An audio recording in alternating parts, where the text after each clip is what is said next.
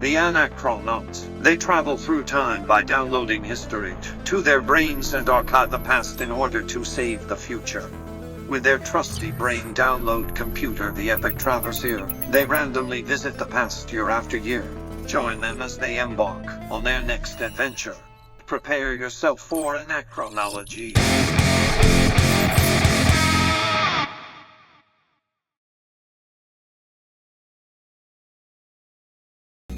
All right, so we did science. That was cool. Category 1 down. It is now time to move on to category 2, obviously a show favorite. Who doesn't love Movies. movies, folks? The Who movies. doesn't love movies? We love movies. We were avid moviegoers, avid blockbuster renters back in this time. And obviously after we, temporally downloaded all this information into our brains, I was shocked at how much awesome stuff came out in 95. It was a little bit daunting to see all the hits that came out in 95. Now, obviously we can't talk about all of them, but we're just going to go through kind of a brief smattering of the greatness of 95. But you're in for a treat, folks. A lot of good stuff coming up here. So let's dive right in. Movies 1995. First up, who didn't love Toy Story, right? The first Toy Story, the big Pixar, explosion. Obviously, this one obviously started it all. The cowboy doll, profoundly threatened and jealous, new spaceman figure that rocks in there. You got fucking Buzz Lightyear, you got Woody, you got Tom Hanks, you got Tim Allen, a I'm big voice cast of talent. with year in review, how we brought up I'm getting the Academy Award for Gump, the year before. Dude, I forgot he's fucking the voice of Woody in Toy Story. I mean, dude, Tom Hanks was just putting out Oh, bangers, dude, in the dude, 90s, dude. what an Bangers. amazing agent. I'm gonna say that right now. Those doing work, dude. The agent team of Tom Hanks guy was a big working actor in 95. Yeah, I mean, look, I've seen a couple of these. I do remember the first one. I think that obviously it really set the standard for the relationship of Disney and Pixar. Obviously, this was a John Lasseter directed film. John Lasseter was a big movement behind Pixar. And yeah, I mean, really, you think about it, it really kind of it created the architecture of how the characters looked and the whole style. And I do say that even now, so many years later, you can literally see something and within a couple of seconds, it's a Pixar movie. And not to lest we be forgetting the opus of the composition that is "You Got a Friend" by Randy Newman. You need a lighthearted, heartfelt, kind of uh, jaunty little buddy song with someone who's non-threatening. You bring in Yeah, Randy you're Newman, right. You're goddammit. right. Icing on that cake, Hey, that Randy Newman icing, it never gets old. So yeah, nice addition there. To darken up films, obviously in '95, another just crazy badass movie that came out was Seven. dude. Seven, David Fincher just kicking down the door. I'm here now. I'm gonna make movies. I mean, Brad Pitt, Morgan Freeman, Gwyneth Paltrow, and of course, the pleasant surprise that nobody saw coming, Mhm. Kevin Spacey as the killer. And yeah, just like dope. I mean, I haven't seen Seven in a while, but Seven's up there. It's a great film.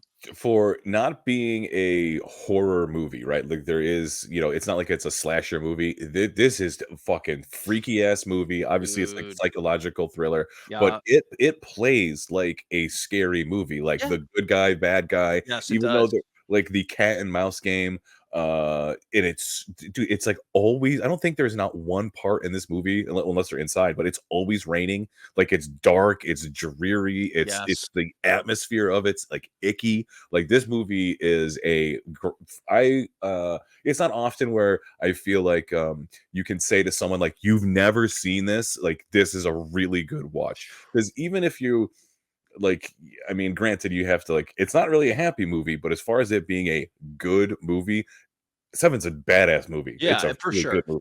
movie. And I think it kind of wrote the book on that kind of like, detective-y, like you're saying, like horror serial killer thing that honestly is just so rampant nowadays. There's been so many iterations of this.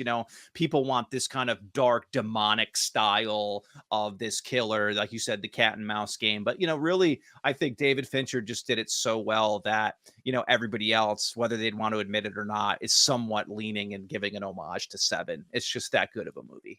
And that's with that ending by Morgan Freeman. I can't remember if he says like Hemingway wrote the world is a good place and worth fighting for. I believe with the second part. It's like, ugh, Jesus, that's a Crazy good, dude. And ending. obviously Jesus, yeah. not a happy ending, but so Yeah. worth it. Oh, So yeah. yeah, definitely get on some Seven if you haven't. What is wrong with you that Re- you've not seen yeah, Seven? rewatch it Jesus if you have. Christ. Rewatch it. It's a great movie. Moving on.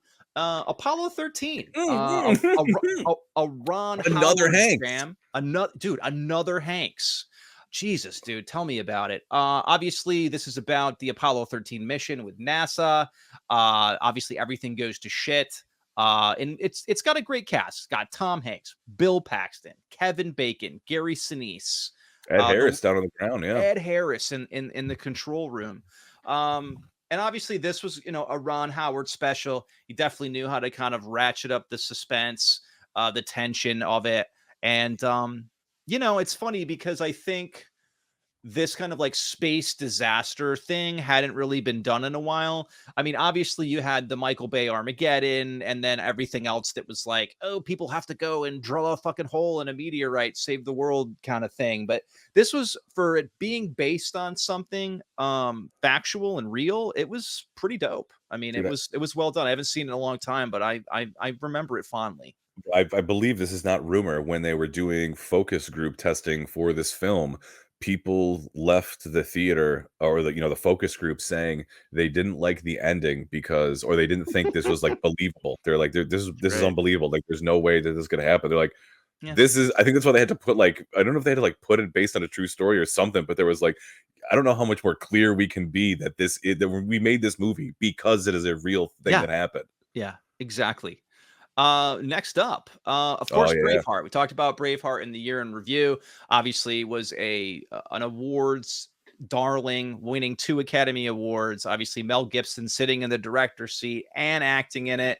I mean, I feel like bang for your buck. You're gonna love Braveheart. Braveheart's got it all, and I think too, it's like this was also one of those films that, like, if they made Braveheart today, it'd be so riddled down with large, like, scale CGI fighting. I mean, Homeboy was like big on the practical fighting. Lots of people, lots of extras, horses. I mean, I think the only thing they obviously had to fake out was the crazy scene with like the spikes and the horses. You know what I'm saying? So at that time, that was pretty advanced CGI.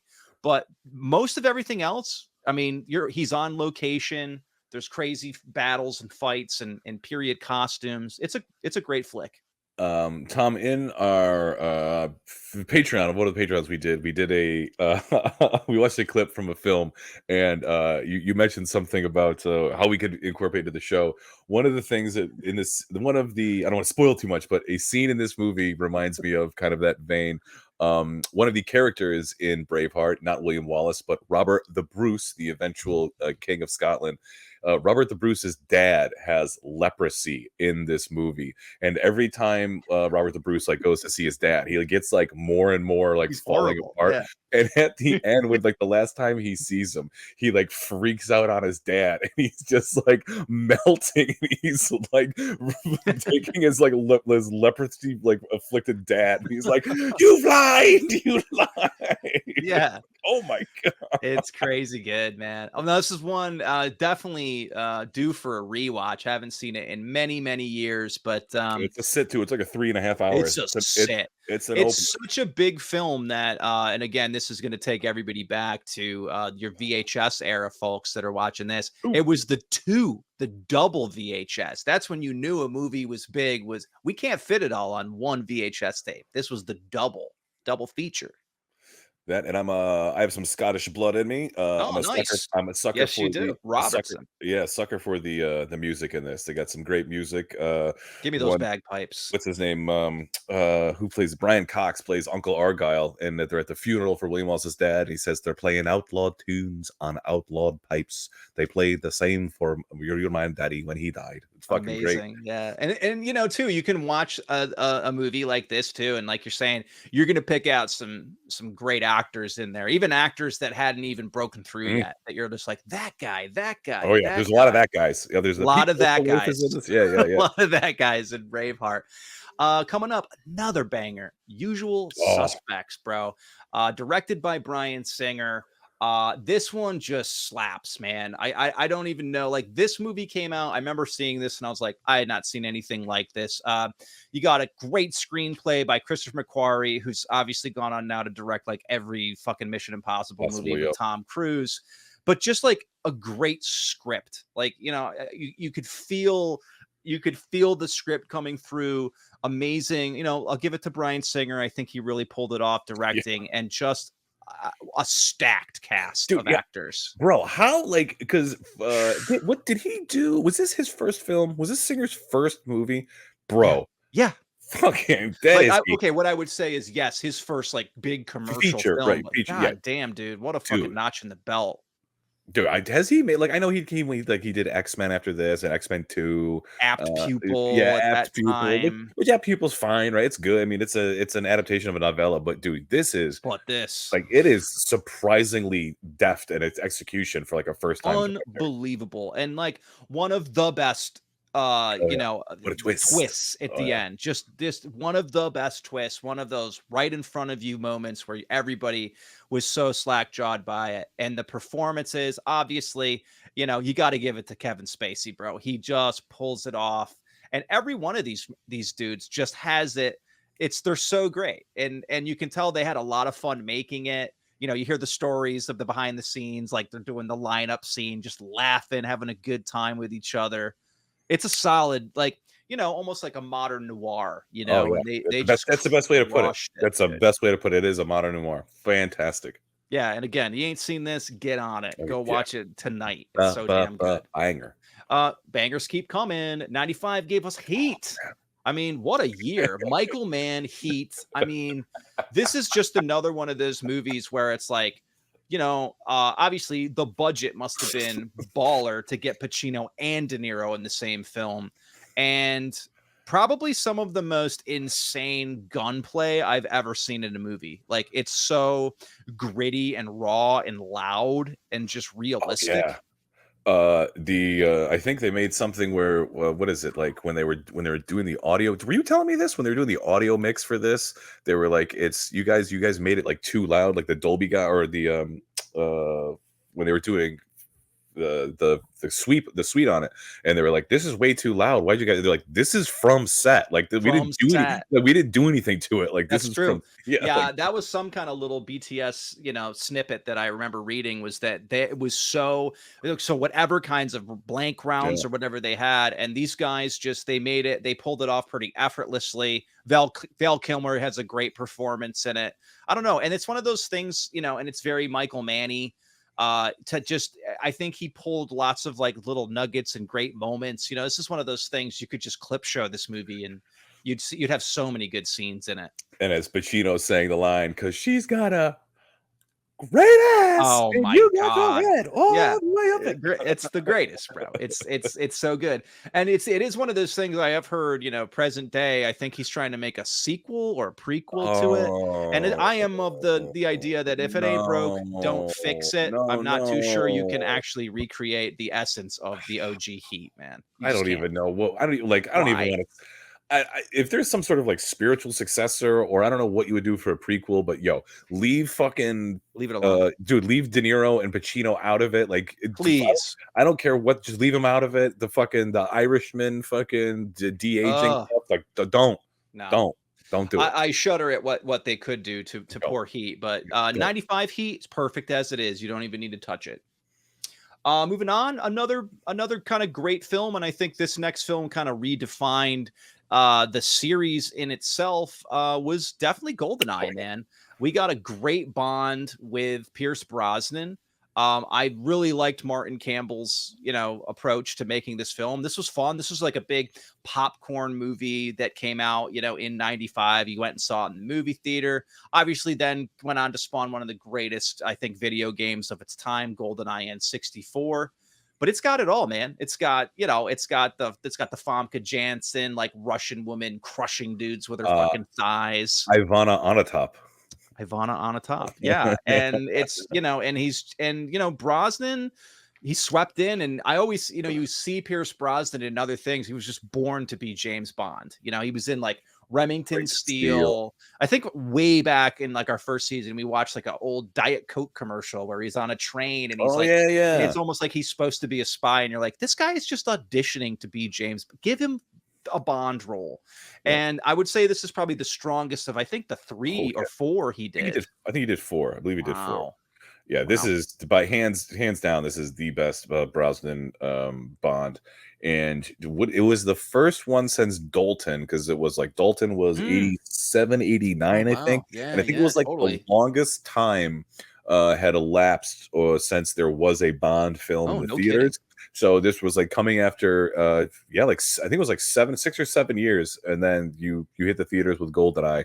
Man, fucking dope ass. I mean, you got to figure this is probably, for this coming out in 95 and then them having 3 other ones, you really don't get a good Bond movie until Casino Royale comes out in 2000. And another just completely, I would say, yeah. reinvention of the part was Yeah, Daniel yeah. Craig, because he just came and he kind of, because you're right, because at that point, you're right, we were used to the Timothy Daltons. Obviously, before that, you know, Roger the smatherings Moore, of, you know, Connery, yeah. him and Connery. But then, yeah, then you got the next kind of idea of what Bond could be, which was Yeah. more like tougher, rougher Bond and Yeah, shit like GoldenEye's that. dope. But really great film. I haven't seen it in a while, but I'm sure it's worth the watch. Sure holds up. For a Bond film, it has to hold up. It's GoldenEye. Yeah. Oh, I also forget Sean Bain is the bad guy in it For too. England, James? No, for me. The best. Yeah. Oh, And Boris, what's his name? I can't think of that actor. Oh, I am invincible. it's Alan Cumming. Alan Cumming. Yeah, it is Alan Cumming. Spiked them. Yeah, it's pretty good. Yeah. I love that, like a classic 90s Mhm. like idea of what a hacker does, or, you know, the kind of The shit. pen, the freaking pen. He's Yep. Yeah, 95 also brought us another Batman movie. This time, of course, without Michael Keaton wearing the cowl. This time, we got some Val Kilmer action. This is, of course, the series of Batmans that were taken over by none other than Joel Schumacher. Yeah, I mean, you know, for this movie being kind of as campy and as bad as it was, it made a shit ton of money. Of course. They marketed it very well. A lot of people went and saw it. Atrocious performances by Tommy Lee Jones. I would even say everyone, really. yeah, really. Like, let's not. Why are we giving these people any credit? I thought that everybody was pretty bad in it. You know, Val Kilmer was just a very wet fart of a Batman. I think Jim Carrey rode his kind of paycheck and kind of popularity into being the Riddler. This movie suffers from the fact that it is coming on the heels of Tim Burton Batmans. Like once you get Tim Burton Batman and then you go the Schumacher Batman, I mean, there is such a divide between those two worlds. I mean, I am sure at the time, if you were younger than we were, because I mean, we were definitely like, 12, 13 years old, which seeing this definitely ain't nearly as good as seeing, the Burton Batmans. Maybe for kids, if you see this, it's because it is so over the top, and Jim Carrey's Jim Carrey, and Tommy Lee Jones is like, he plays like very comic booky Two-Face. Maybe that resonates with like a younger audience, but for being young teenagers, especially after coming off the badass Batman and Batman Returns, this has never been one that I hold any place near and dear in my heart. Yeah, I agree. I think it fell really flat, and I think you're right. I think that Burton created this kind of like dark world, this kind of whole different Gotham landscape that everybody really liked. And then Joel Schumacher came in and just glittered and glammed it up. It was almost like he kind of took the weird kind of almost like campiness of like the Batman TV show and mixed it in and tried to mix it in with what Tim Burton had done. And this is the product. And then obviously after this, you got Batman and Robin, which was when I think they had totally finally flatlined Batman. At that Nipples point, on that like, yeah. And you had Clooney and Mr. Freeze, Arnold. It was just so bad that it was credit card. We have to stop. Yeah, we have to stop. So yeah, I think this was the beginning of the end for at least that iteration of Batman. And then we just had to wait for Christian Bale and Nolan's Batman to like bring us back, baby. Save us, Nolan. Yeah, so obviously from, I guess, the action movie perspective, this thing just died on the vine. However, this movie Oh yeah. delivered in action, man. Die Hard with a Vengeance. They brought back John McTiernan to direct this one. I actually read something that said that this wasn't the script for this was not supposed to be a Die Hard movie. It was actually Oh, originally written as another film. Now, I don't know if it was supposed to be like another film attached to an IP or something, but apparently it was a script. It was not a Die Hard script. They liked the script so much that I think McTiernan said, put "Can McClane we in. put McClane in it? Like, let's make this a Die Hard movie." But awesome story, awesome bad guy. Jeremy Irons freaking kills it, and then you add the kind of the partner of Samuel L. Jackson tagging along with John McClane. It's a win, baby. Why are you calling me Hey Zeus? That's your name, isn't it? The guy says, "Mine's Zeus, like father of Apollo. Fuck with me, I'll throw a So lightning bolt up dope. your ass." So this is one I remember. I did not see this in the theater, but I remember this was a rental, and I remember putting it on, hitting play VHS. This movie starts. Great way to freaking start. The best. It's like the sun is rising over whatever it's the Hudson River, George Washington Bridge, and it's just those like first like bar or two of Hot Town, Summer in the So City, where it's good. just Yeah. like dun, Yeah. dun, dun, and that's like all you get. It's so good. It's It's like so good. crisp. It's like right. It's punchy as hell, and it Punchy. just starts. Oh, it's so good. And two, like this is another one of those films that obviously before heavy use of CGI, Mhm. McTiernan's doing big, big stunts, crazy stuff with like the big dump trucks and the tunnels and I stuff. said I go mean, it's through Central Park. They actually yeah, drive through Central Park. crazy, like, Oh yeah. and obviously the race against the clock, the Mhm. game of Simon Says. And yeah, I would say that they kind of because it was cool because I think up until that point, you only really knew John McClane as a fish out of water Mm. cop from New York in all these other scenarios. And then they finally put him in New York.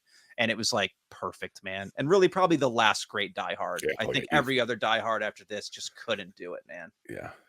Just needed that money. Needed that sweet, sweet Die Hard money. Yeah, you definitely did. 95 also brought us Clueless came out in 95. Obviously, something to become another kind of cult phenomenon, directed by Amy Heckerling, starring Alicia Silverstone, Stacey Dash, and Brittany Murphy as featured here. Yeah, this was one of those things where it was so quotable and, it was one of those things that yeah, it made a huge star of Alicia Silverstone. And Paul Rudd, also the never aging Oh, Paul Rudd. Paul He looks Rudd. just as old as he does now, as he does in Clueless. Yeah, that's true.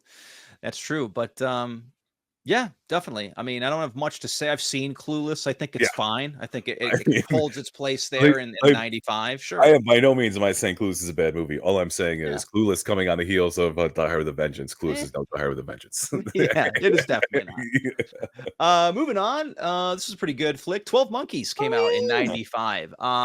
And then, hey, we were just talking about it. Another guy, Bruce Willis, was working. Oh, Him yeah. and Tom Hanks, both great agents. And if they had the same agent, that dude was so Yeah. freaking rich. Let me get 10%. God damn. Directed by Terry Gilliam, starring Bruce Willis, Madeline Stowe, and Brad Pitt. Just a wild sci-fi time travel movie. Dark. It's moody. It's weird. It's got all the little Terry Gilliam sprinkles all over it.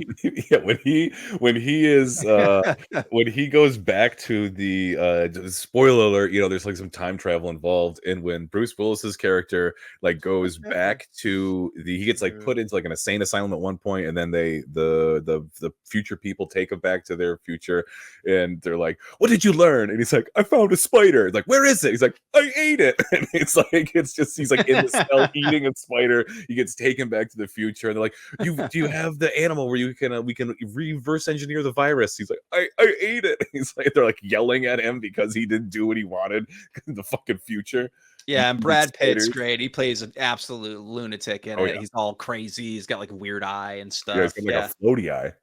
Yeah, but I haven't seen it in a while, but I do remember it being entertaining and good. And yeah, again, just the Bruce Willis renaissance of that time. The guy was just in everything. Why not be in this movie? Sure. You're paid. You're paid, Bruce. You're paid, Bruce. Next up, 95, we got some Desperado. Ooh. The film based off of El Mariachi, the film directed by none other than Robert Rodriguez, Rodriguez. starring Antonio Banderas, and of course, Salma Hayek Oh, busting through the scene literally mm, in her oh debut. yes, I can't tell you how many times I slow motioned that oh yes. scene in Desperado as a young boy. There is some bear tay-tays in Oh Desperado my of god! Salma And Hayek. and in Thank you, in Salma Hayek. all their glory, they are there, front and center. But yeah, it's a pretty cool action movie. It's got all the fixins for it. It's definitely the origin of a lot of the Robert Rodriguez style. Obviously the lore of him making El Mariachi for like nothing, Yeah. and the whole like guerrilla film school thing that he brought to that. This is just him with a budget. So they Mhm. were like, that's cool and all. Now make it for real. And here's Antonio Banderas. And then it spawned. I think there was another one too that came out after it. Oh god, is it Once Upon a Time in the West, or Yeah, is that in the yeah, Mexico or Once Upon a something Mexico? Yeah, like Once Upon that. a Time in Mexico. You're Yeah, right. Once Upon a Time in Mexico. Yeah, and again, it could not hold a flame to this one. Great gunplay, great action. Um, You get a little Tarantino cameo in this, Steve Buscemi. that's I a great think cameo uh, right in the beginning. Yeah, I forgot about Danny that. Trejo playing Danny Trejo. Yeah, yeah. For 1995 with Rodriguez with because this is like before Spy Kids. Homeboy went on to make multiple Spy Kids with like Boku budget, and also no, this isn't fucking in 90s or whatever. But dude, he also did Sin City. Like Sin what? City. What like this guy Robert Rodriguez? He can make whether it is a I agree.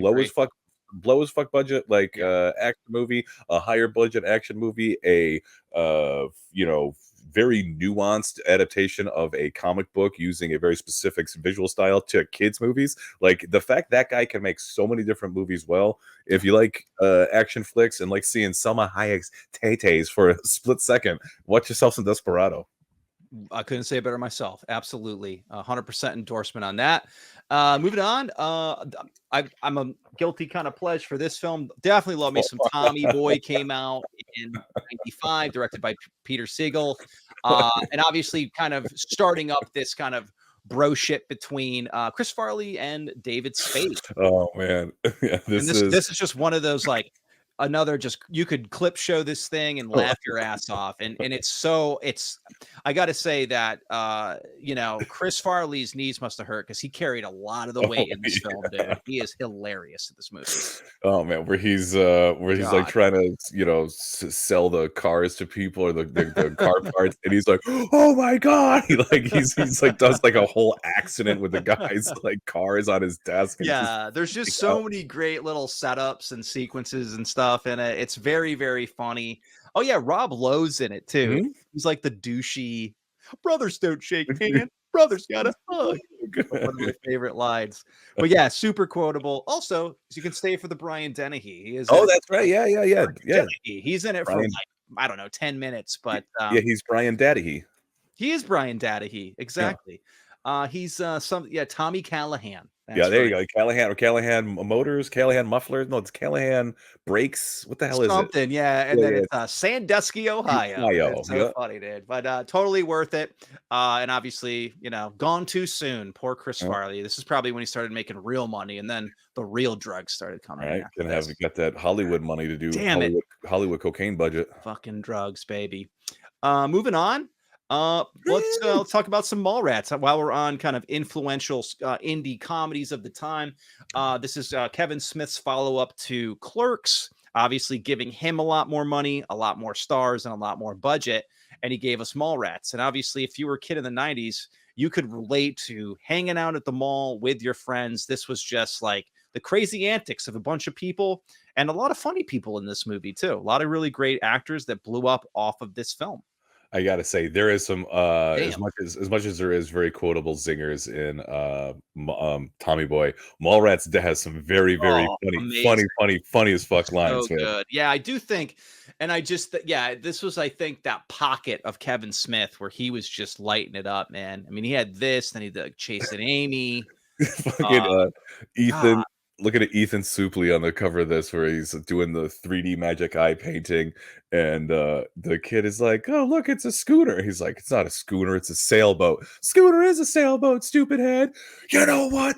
there is no Easter bunny. It's just some guy in a suit. Like every time Easter rolls around, that pops into my head without fail once a year. I at least have to fucking like see a kid all excited and want to be like, you want to know what? There is no Easter And bunny. Jason Lee is great Oh in yeah. it. Also, Ben Affleck, he's the Oh yeah, douche from Fashionable Male. Yeah, the douche from Fashionable Male. Yeah, so again, just, a good one. Haven't seen that in a while, but, I have fond memories of Mallrats. It was pretty great. I'm sure in, perfect Kevin Smith fashion, he's just gonna make another sequel. Mallrats too, right? Destroy it. He has a problem with that. He has to stop. Let's see, what else do we got here? Oh, we just talked about this actually earlier in science. We talked about the movie Outbreak. Oh shit. And well, shocker, Outbreak did come out in 95. You were right about the fast track. Yeah, you're right. We need this movie done tomorrow. No. Yeah. Yeah, free up Dustin Hoffman's calendar. But yeah, and what's really funny is I think this movie regained some of its like popularity later in the years, of course, when the COVID virus started coming out. I remember people watched the hell out of this movie. So the people just like scaring the shit out of themselves and watched this. But yeah, it's very much just like, how terrible will it be if an outbreak happens in like, rural America? And that's like it. And they just like quarantine the town and they have to find the monkey. It's all about this little fucking look. Even the monkey gets top billing on the movie poster. That monkey, so hot right now. We got to put him in a movie. That's like, I think it's the little Marcel Marceau monkey that was like in Friends, like on Friends or something. Listen, these monkeys only have a very short window of performance. We need to get anything that we have where this trained monkey who does good on camera. What do we have for this monkey? We need to make something. This monkey, he had his own trailer. Okay, so we kind of went through, I guess, the broad strokes of some of the great films that came out in 95. And as we always have to do, we got to talk about some of the stinkers of 95. So let's dive into some stinkers that came out in 95. First up, Johnny Mnemonic. Basically Matrix Jr. This is just literally a story of Keanu Reeves is a data carrier carrying a data package literally inside of his head. He must deliver it before he dies from the burden or is killed by the Yakuza. So there's a brief plot outline of Johnny Mnemonic. I remember seeing it the one time when it came out, and I just was like, we're not ready for this yet. We're not like the CGI was terrible. I don't think Keanu Reeves was really ready for anything like this yet. Okay, isn't Johnny Keanu Reeves also in Hard Rain that came out around this time? Isn't that the movie Hard Rain where there's something similar? Possibly. The reason why I ask is because I also have only seen both of those movies one time, and I always like confused like with what happened. I know what like the movie's about, but I always confuse what scenes are in from one movie to the other. But yeah, I have no indelible memories of this movie aside from he gets his own neural uplink a la our show where there is I think that scene stands out where he is getting the info put into he is a walking hard drive and again it's this was all practice for the Matrix. This was all practice for the Matrix for this guy. He was all doing the like the fucking like getting uploaded acting to his brain and shit like that. I mean, the guy was just preparing, but you had to make a stinker before you could make a better one. Right, before you make the Matrix. We had to have Mnemonic before you Matrix. Yeah, you have to have that. And even the names is really terrible. Next up, Sudden Death. I love that terror goes into overtime. Not bad. I mean, they pretty much knocked that out of the park. However, they did not knock this film out of the park. It's basically trying to be Die Hard on Ice. I love the synopsis. A former fireman takes on a group of terrorists holding the vice president and others hostage during the 7th game of the NHL Stanley Cup Finals. All right, so this is one I definitely remember I feel like this is one of the times that I can pinpoint where I was able to see through like the bullshit of the advertising and be like, that's not going to be a good movie. Because I mean, I love me some Bloodsport, like Jean-Claude Van Damme. I have a soft spot like Bloodsport. I mean, being a young kid, seeing that kind of karate move, seeing Kickboxer, so I have a soft spot in my heart for Jean-Claude Van Damme. But I remember seeing the trailer for this, and I was like, Doo-doo. This is not going to be one that I go spend some hard-earned like lawn mowing money on to go see in the movie theater. Yeah, this was like a blockbuster Friday night rental, and Yeah. I do remember that, Powers Booth is the bad guy. Okay. Now, he's probably the best part of it because he just There you looks go. like a bad guy. Yeah. He's perfect, you know, he's got the crazy Oh, he's the got that great voice, voice and too. Yeah. he's crazy, but there's just so many like, he's fighting, like, a mascot at one point and beating the shit and murdering a mascot. There needs to be something with a Zamboni. If someone doesn't die via Zamboni, Yeah, missed again, opportunity. they had a like Oh, yeah. a whiteboard of every like ice rink trope of like how he could kill people, and they nail that. They do a lot of that, but it's just so bad. And I think that was it for that. No more of that. We're not doing that anymore. So you didn't see a sequel, or I don't even think Jean-Claude Van Damme tried to be that guy anymore. Really Jean-Claude Van Damme. So did they. 95 also brought us this freaking stinker, Powder. Came out in 95. A young bald albino boy with unique powers shakes up the rural community he lives in. Yeah, that had Mary Steenburgen. I think Sean Patrick Flannery is Powder. It is Powder, yep. And Lance Hendrickson are the top billed people in this.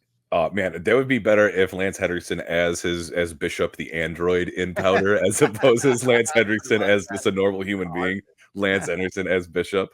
Yeah, This movie, I remember seeing this movie, if not when it came out, like shortly thereafter, you know, being a teenager. You know what this movie reminds me of? This movie reminds me of like and it's very possible. No, I don't think it was, but it reminds me as if this is like a young adult novel, like a novella, like, or a short story that then maybe someone wanted to turn it into a novel or novella, but they were like, maybe I'll just make this into like a 90-page script and see what happens. Because like the beats of it, and even like the ending, it is very like bittersweet, but it's nothing. Let me put it this way: it's no, you know, Usual Suspects ride. You know what I mean? It's no, you know what I mean? It's no Braveheart. Powder is Kaiser Sose. I knew it. Yeah. It's I don't even remember the best of it, but I just remember it was like, you know, he's like a creepy albino guy. You know? Yeah, like if you are like 12 or 13 years old and you and the girl that you like books, watch this movie. You know what I mean? Like it's like a movie that, you know, if you're shy to kiss a girl and you just want to hold some hands to, and you're heavy petting. Yeah, you're both kind of nerdy. Powders. Yeah, you're both kind of nerdy. You're like some nerdy, like early teenagers. I got to second base watching Powder. Listen, I call it. They should call this movie Panty Dropper, not Powder. Right. And perfect segue. Speaking of panty droppers, Showgirls came out in 95. No panties. This absolute Paul Verhoeven bomb. Yeah, this was a pretty bad film. Obviously, though, it gave a new life to Elizabeth Berkley from Saved by the Bell by really stepping out of her comfort zone and showing it all in Showgirls. Yeah, in Showgirls is just one of those things where it's just like none of it makes sense. You don't really care about any of the characters. It's all just like a bunch of shitty people doing shitty things. There's nothing truly memorable about it except you're a young boy in 95 and you're just gonna see some titties. Okay. All right. So this is Verhoeven. All right. Verhoeven also does RoboCop. Verhoeven also does Starship Troopers, right? Yeah. Okay. So I wonder now with this kind of like putting that in his take on the satire of police, you know, Americana in RoboCop, his satire in military industrial complex in you know with you know not interplanetary relations, but just like diplomacy, like in general in Starship Troopers. I wonder if this is like, without even watching this movie, I wonder watching that with it's a Verhoeven film, so the intentional satire there. I bet there is a lot more satire in this movie than I remember. Like intentionally funny things. You're probably right. That are intentionally this kind of like, why is this movie made like this? Because it's I don't want to say tongue in cheek, but it is intentionally made to be, I don't want to say bad, but the way in which RoboCop and Starship Troopers are the way they are, Showgirls must have some of that Verhoeven like like, fun. I don't want to say funniness, but the Yeah. things that he does are very intentional. Yeah, yeah. Now that you say that, if you rewatched it with possibly that lens on it, I'm curious to like what that would be like. So stay tuned for Like an Showgirls is Anachronology gonna be watch party Patreon only. Yeah. Patreon only of Showgirls. Moving on to some more stinkers. A Vampire in Brooklyn, or I'm sorry, just Vampire in Brooklyn. Yeah, this was just one of those movies where it was like, look, not everything Eddie Murphy is going to do is going to be a hit and going to be great. And this also is weird because it was directed by Wes Craven. So it's like what a step outside of, I guess, his comfort zone to kind of like, he's like, it's still scary, but it's Eddie Murphy, so it's scary and funny. Like kind of two things that are hard to mix together. And I just don't think it soared. I think it flopped. This is one. Now, I have never seen Vampire in Brooklyn. I have never. I I've remember never seen it. seeing. I remember the trailer because the reveal of Eddie Murphy being a vampire, and I think it even says like directed by Wes Craven or however they give those reveals. No, being familiar with obviously Eddie Murphy and Wes Craven from Nightmare on Elm Street. I remember that's all I remember is seeing the trailer and nothing else. Never seen 1 minute of this film that wasn't in the trailer. Yeah, that's about it, and it should probably stay that way. So yeah, Vampire in Brooklyn. You're done. Yeah, Yeah. done. Next up, Tank Tank Girl. Girl. I do remember this coming out. I think Lori Petty is like Yeah. the woman there that plays Malcolm Tank Girl. McDowell's the bad guy. Who plays like the Kangaroo Man? Is it? The Kangaroo Man. Yeah, there's like the You're right. like her kangaroo boyfriend or something. Who the hell is it? Yeah, no, it is probably somebody famous. And this was like, okay, this is like a 90s try at adapting a graphic Yep. novel and doing kind of a terrible job at it, and like, because even they did like, what was the one, barbed wire, the Yep. one that was like with Pam Anderson, Mhm. another graphic novel that was just like, just for the sake of doing it as taking a property and trying to adapt it.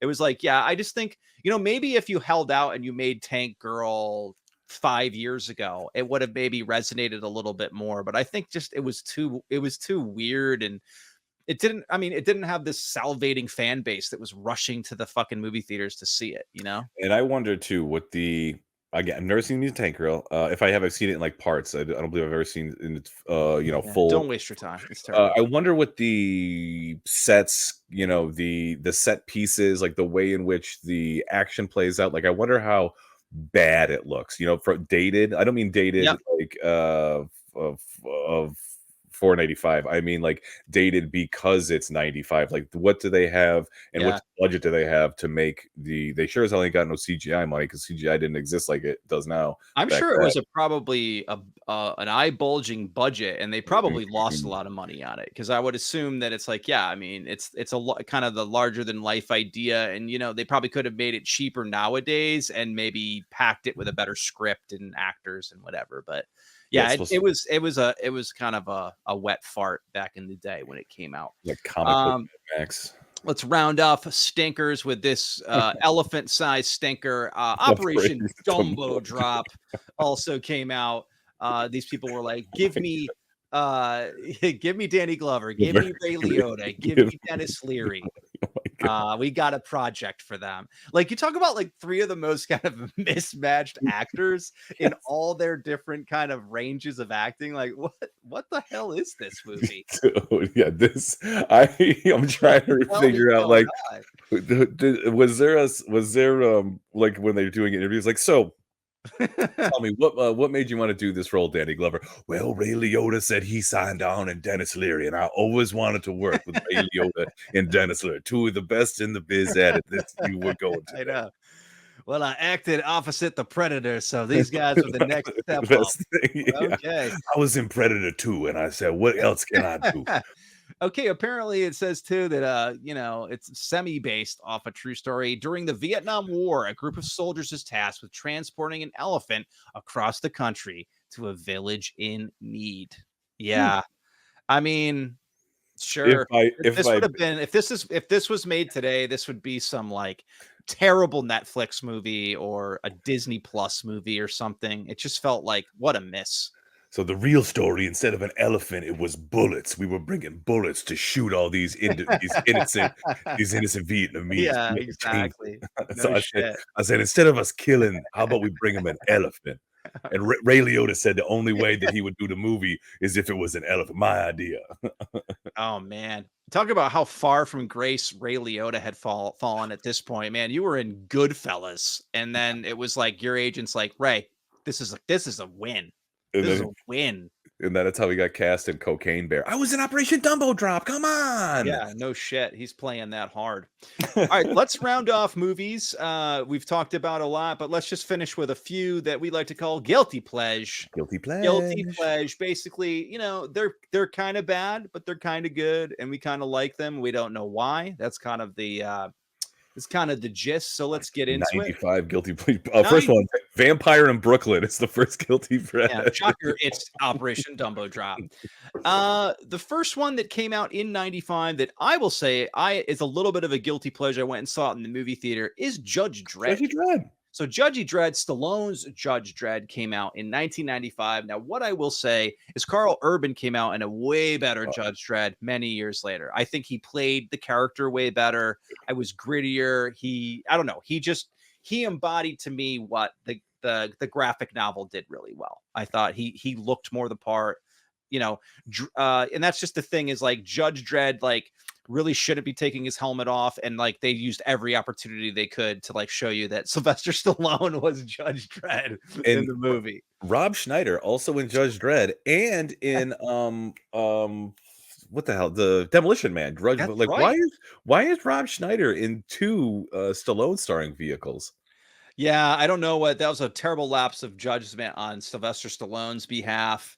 But you're right, he shows up in both of those 90 action movies. Yeah, so we got Stallone. Tank Girl and Judge Dredd. Like, Tank Girl, I mean, sorry, Judge Dredd is obviously looks better than Tank Girl, I'd imagine, the way it's the budget behind it, the production, but still so early, man, in at least cinema's ability to, I would say, do a good job of taking the worlds of comic books as far as we've come. But man, it seems like they just didn't have it figured out in the 90s, just how to make it they, good. they definitely struggled. I remember there's a lot of like, obviously like little miniature models. There's lots of like makeup and stuff. And then they did a lot of robot practical effects that were pretty cool. I think that's the coolest part of the movie. Yeah. And I do think, is that Armand Assante? Yeah, he's I good. think he's the best character, Rico. He plays Rico, and I just like his interaction. That scene's great too, where he's just like, "We're going to war." Oh yeah, and like who plays the dad? Homeboy who's in the Seventh Seal, old bastard. Yes, You know who I'm talking about. It's like something. Oh god, yeah, whatever his name is. It's like You're right. He's like a famous actor. Yeah, famous. He's in the Seventh Seal, playing chess, playing a chess match against death for his life, and it's like they got you to be in this movie. Oh my god, and it's cool. And again, like the whole thing where he's his brother, and they play Clone, that whole his part cloned brother, his clone brother, and then then he awakens this like old robot, this like murderous robot and stuff. That was pretty cool. And again, they did do some like practical robot effects that were cool, but not enough to obviously be critically hailed, and the fans obviously turned against it and hated it. But guilty pleasure all around. Next up, we have the Quick of the Dead. Quick of the Dead came out in 95. Sam Raimi, a kind of honestly a movie that I don't think if you'd have to tell people, oh, did you know Sam Raimi directed that? Many people don't, but I think it was his take on a Western. Sharon Stone, Gene Hackman, Russell Crowe, and a young Leonardo DiCaprio, who I will say steals the show. He's really good in it. And he dies in it too, which is pretty awesome too. Sorry, spoiler alert. But it's got a lot of the Sam Raimi fix-ins. He throws some of the fun camera shots and things in there. Kind of a first outing for Russell Crowe too. I want to say I read something that American movies, one of his first American movies. I read something that said Sharon Stone took a lower payday to pay Russell Crowe and Leonardo DiCaprio more money to be in it. So I guess that was a good call on her, because they are a pretty big part of the film.